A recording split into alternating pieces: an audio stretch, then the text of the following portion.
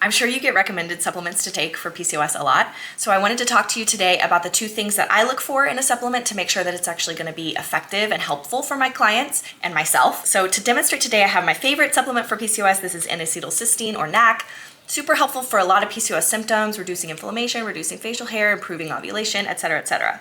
Now, when you look at studies of NAC and PCOS, you're going to find that in each study, they're going to standardize the amount of NAC that they're giving to all the subjects in the study.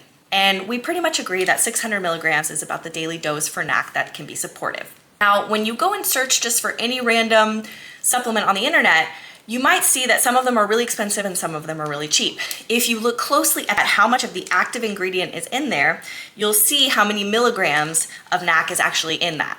Now, some companies get away with hiding the amount of NAC that they put in there under something called a proprietary formula, which is where basically they mix NAC in with a bunch of other stuff, and then they tell you there's 200 milligrams in here, but you don't know how much of each individual thing in that proprietary formula is actually NAC. So a lot of the difference in pricing and supplementation comes down to that potency. If you get a supplement that has only 100 milligrams of NAC in each pill, you'd have to take 6 of those to get the same amount that you'd get in one of these pills. Now, the second thing that you want to look for is safety. And for safety, I'm looking for something that's third-party tested.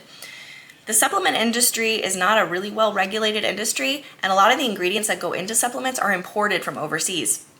Depending on where it's imported from, there may be issues with heavy metal contamination like lead. And in order to avoid those things, while we're actually taking a supplement that's supposed to help us, we look for supplement companies that pay themselves for third-party testing. What third-party testing means is that the company pays for someone to test their batches and make sure that they're not contaminated with anything. Now, because this testing is done by somebody outside of the company, it's an extra cost to the company.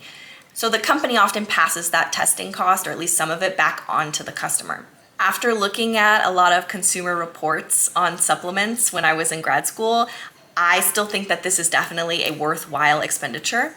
In my opinion, it's always better to pay more and take one really good high potency supplement than to take 12 really low quality, potentially harmful supplements. And you can, of course, find all the supplements that I recommend at the link in my bio.